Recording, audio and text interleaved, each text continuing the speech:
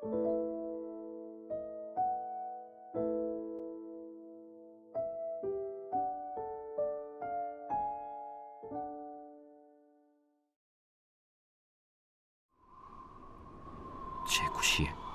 예수께서 크게 소리 지르시되 엘리 엘리 라마 사박다니. 이를 번역하면 나의 하나님, 어찌하여 나를 버리셨나이까 하는 뜻이라. 곁에 섰던 자 중 어떤 이들이 듣고 보라, 엘리야를 부른다. 한 사람이 달려가서 해면에 신 포도주를 적시어 갈대에 꿰어 마시게 하고 가만두라. 엘리야가 와서 그를 내려주나 보자.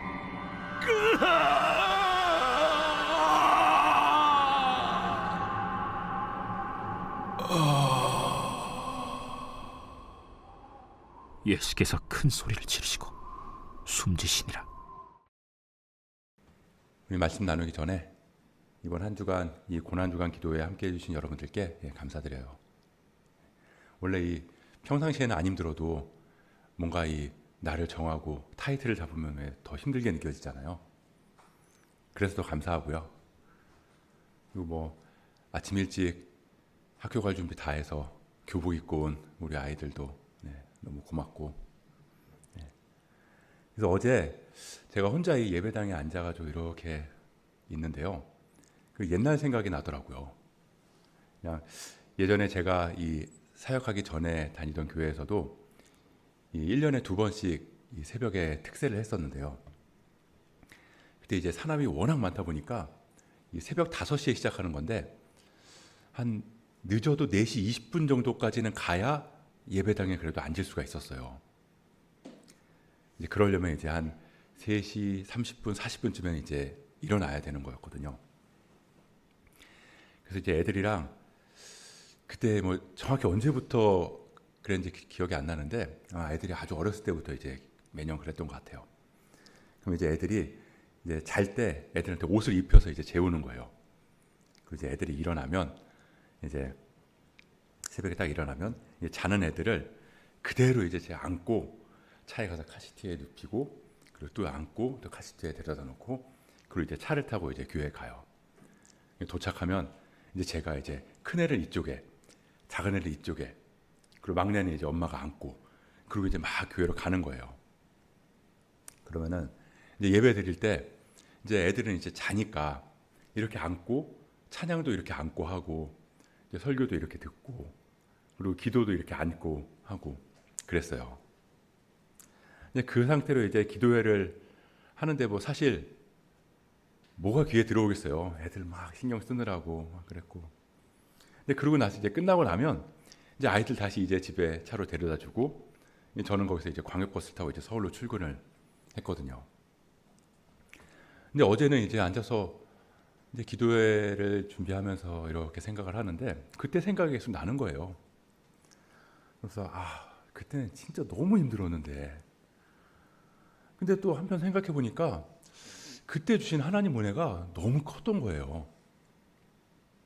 그래서 저는 어제를 생각하면서 그래서 저는 여러분들도 뭐 지금까지 뭐 여러 기도회를 하셨고 또 경험하셨고 또 많은 은혜를 받으셨겠지만 나중에 시간이 지나고 그냥 우리 교회 예전에 그 초창기에 그 사람도 별로 없고 그리고 뭐 한 거 아무것도 없었는데 그때 생각해 보면 그때 은혜가 참 컸다 이런 생각을 할 수 있으면 좋겠다라는 생각이 들더라고요. 물론 뭐 그땐 그랬지로 끝나면 안 되고 뭐 은혜가 점점 이제 날로 커져 가야죠. 그래서 바라기는 이 앞으로 받은 은혜가 훨씬 더 크겠지만 그래도 지금까지 받은 은혜보다는 어제의 은혜가 그리고 또 어제 받은 은혜보다는 오늘의 은혜가 더 클 수 있기를 그렇게 저는 축복해 봅니다. 그렇게 오늘은 고난주간 마지막 날이에요. 오늘은 이 골고다로 끌려가신 예수님의 발걸음을 따라가 보려고 합니다. 이 본문은 마가복음 15장 34절부터 37절의 말씀이고요. 예수님께서는 금요일 오전에 십자가에 달리셨어요. 어제 예수님께서 이 겟세마네 동산에서 대제사장들, 서기관들, 장로들 무리한테 잡히셨죠. 그리고 오늘 십자가에 달리시기까지의 일들을 먼저 한번 살펴보려고 합니다. 그리고 그 안에서 침묵에 대해서 묵상해 보려고 해요. 그 예수님은 잡히시자마자 곧바로 대제사장의 집에 끌려가셨어요. 아주 밤 늦은 시간이었는데요. 그러니까 그 자리에 모인 사람들은 그 예수님이 예루살렘에 입성하실 때 호산나를 외치던 그런 사람들이라기보다는 이 대제사장들한테 매수된 사람들이 많았을 거예요. 그러니까 이미 예수님을 죽이기로 결정한 사람들인 거죠. 판결을 이미 정해놓고 거기에 진술과 증언을 짜맞추는 거예요. 그래서 이 증인들을 불러서 증언을 하게 하는데 서로 말이 맞지 않는 겁니다. 뭐 그도 그럴 것이 급하게 막 여기저기서 사람들을 불러오다 보니까 이렇게 뭐 어디여서 누가 그렇게 하더라, 그런 카더라 하는 통신 그 소리를 듣고 얘기할 수밖에 없는 거죠. 대제사장은 다급해졌어요. 이러다가는 혐의 없음이나 증거 불충분으로 예수를 풀어줘야 할 판이거든요. 그래서 직접 나서요. 네가 찬송받을 이 아들 그리스도냐? 그렇게 묻는 거죠. 예수님은 그게 유도신문이라는 걸 뻔히 아셨거든요. 그런데 그 말에 대답하세요. 십자가를 지시기로 결정하신 겁니다. 그래서 그 새벽에 예수를 묶어서 빌라도한테로 가요. 근데 빌라도가 예수님을 보고 하는 첫 마디가 뭐냐면요, 네가 유대인의 왕이냐? 였거든요. 그러니까 그 말은 뭐냐면 대제사장이 빌라도한테 반역자를 잡아왔다고 고발했다는 거예요. 다시 말하면 대제사장은 예수님을 신성모독이라는 죄목으로 판결했는데 빌라도한테는 유대인의 왕, 즉 정치범이라는 죄목으로 고발했다는 겁니다. 근데 빌라도가 보니까 예수님한테는 아무 죄를 찾을 수 없는 거예요. 그래서 어떻게든 예수님을 풀어주기 위해서 막 이것저것 물어봐요. 근데 예수님은 아무 말씀도 하지 않으셨어요. 예수님의 침묵. 그 침묵으로 인해서 예수님은 수많은 모욕과 조롱을 받으시고 온갖 고문을 당하시고 갈기갈기 찢기실 거예요. 그렇지만 그 길을 택하셨어요. 침묵하심으로.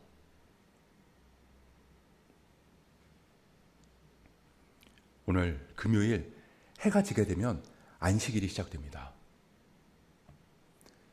이 매년 6월절이 되면 전국 각지에서 수많은 사람들이 예루살렘 성전으로 모여들어요. 그리고 어마어마하게 많은 제물, 희생 제물이 예루살렘 성전에서 드려졌을 거예요. 이 6월절의 모습을 한번 상상해 보세요. 수많은 인파로 예루살렘 성은 가득 차 있어요. 사람들뿐만 아니라 동물들도 넘쳐나요. 그리고 성전 안에서는 하나님을 예배하기 위해서 희생 제물들이 바쳐주고 있는 거죠. 근데 그냥 바쳐지는 게 아니죠. 희생 제물을 죽여야 되잖아요. 그렇게 온 예루살렘 성 안에는 수많은 희생 제물의 비명 소리가 울려 퍼질 거예요. 그뿐 아니라 희생 제물이 흘리는 피, 그 피비린내가 온 성 안에 가득합니다. 근데 이 희생제물, 양을 잡는 시간이 언제냐면요, 금요일 낮, 보통 제9시쯤이라는 거예요. 지금 6월절, 지금 사람들은 애굽에 짙은 흑암의 재앙을 내리신 다음에 어린 양의 피를 문설주에 바른 하나님의 백성들을 구원하신 그날을 기념하고 있어요. 그걸 기념하면서 양을 잡고 피를 뿌리고 있는 거예요. 한번 계속 상상해 보세요. 그렇게 성 안에는 유월절을 기념하기 위해서 시끌벅적해요. 그 즐겁고 기쁨에 찬 사람들, 성 안에 있는 사람들의 모습을 비추는 그 카메라의 앵글이 천천히 줌아웃되면서 예루살렘 온 성을 비춰요. 그러다가 조금씩 왼쪽으로 이동해요. 그리고 성 밖 골고다 언덕에서 멈춰서서 서서히 줌인됩니다. 그곳에는 지금 무슨 일이 일어나고 있나요? 왁자지껄 즐겁게 명절을 보내고 있는 사람들의 모습과는 대조적으로 그곳에는 흐느끼는 소리, 메마른 바람 소리밖에 안 들려요. 아무도 찾지 않는 버려진 그곳, 죽음의 장소에서 진짜 유월절이 지켜지고 있는 겁니다. 예수님께서는 오전 9시에 십자가에 못 박히셨어요. 그리고 33절, 제6시가 되매 온 땅에 어둠이 임하여 제9시까지 계속하더니, 애굽에 내린 흑암의 재앙처럼 온 땅에 어둠이 깔렸어요.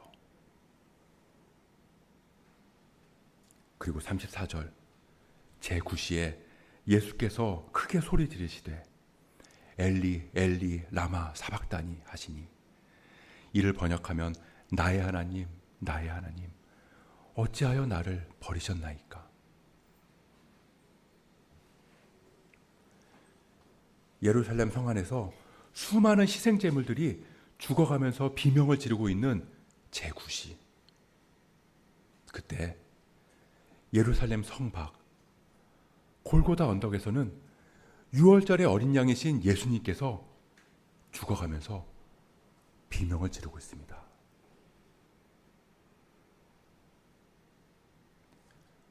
해골이라는 뜻의 골고다, 공개적인 사형 집행장, 죽음의 장소였던 그곳에 희생제물의 비명소리가 울려 퍼져요. 그리고 흘러내리는 유월절 어린 양의 피로 인해서 그곳에 드리워진 죽음의 그림자들이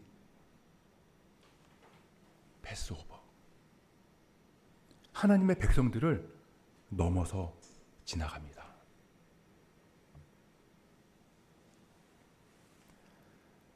예수님께서 크게 소리 지르시되 엘리 엘리 라마 사박다니, 나의 하나님 나의 하나님 어찌하여 나를 버리셨나이까. 유월절 피를 바르지 않은 집에 임한 장자의 재앙, 그렇게 당신의 백성들, 하나님께서 택하신 장자 같은 그들을 살리시기 위해서 자신의 장자가 죽어가면서 부르짖는 소리에 하나님은 침묵하세요. 십자가의 길을 걷기로 순종하신 예수님의 침묵, 그리고 죽어가는 아들의 절규에 침묵하는 하나님.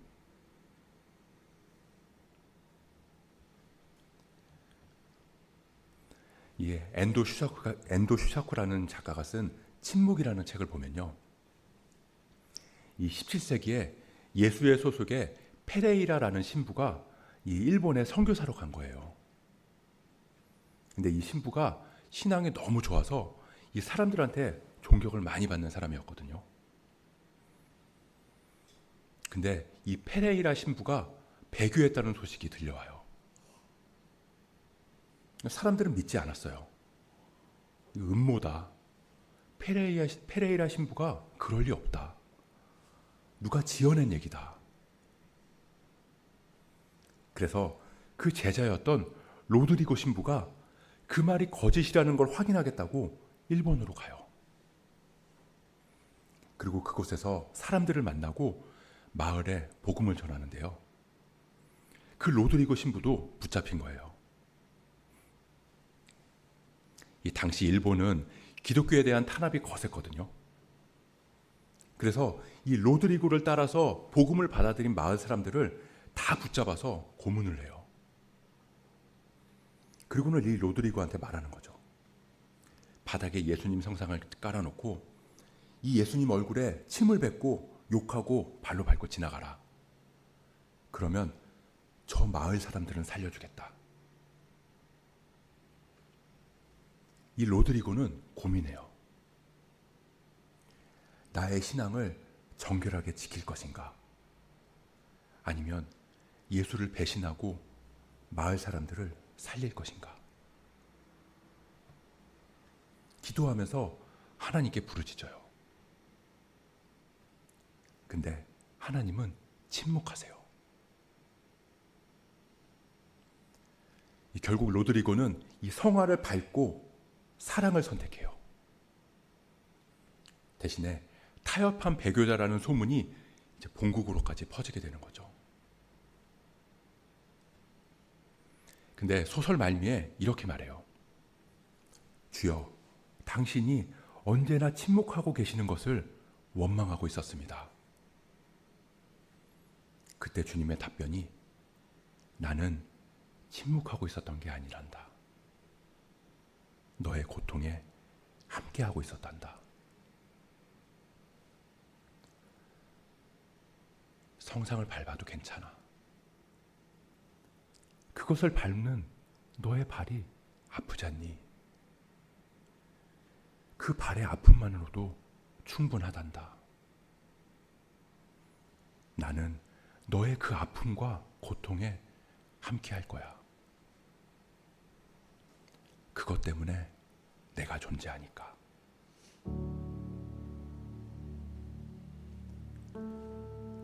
예수님의 침묵, 하나님의 침묵은요, 침묵이 아니라 우리를 향한 한없는 사랑의 표현이에요.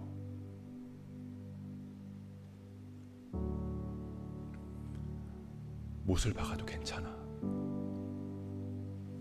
내 손과 발에 못을 박는 너의 마음도 아프지 않니? 너의 그 참회의 눈물, 나에게 돌아온 너 하나로 나는 충분하단다. 나는 그것 때문에 십자가에 달린 거니까.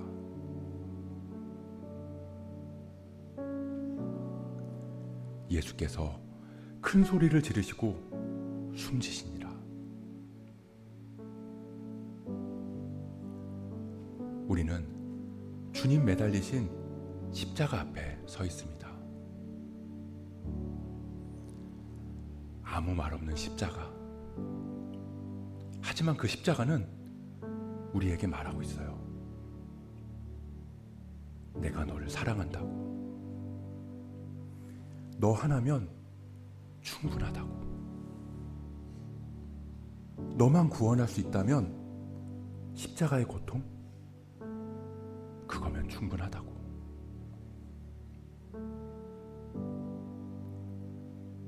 바라기는 우리가 십자가의 사랑을 기억했으면 좋겠어요. 우리는 나를 변호하고 내가 살기 위해서 소리치지만 그런 나를 살리시기 위해 침묵하신 주님의 그 십자가 앞으로 나아가는 우리 되길. 그래서 우리가 그 십자가 너머에 부활의 영광을 기쁨으로 누릴 수 있기를 주님의 이름으로 간절히 축복합니다.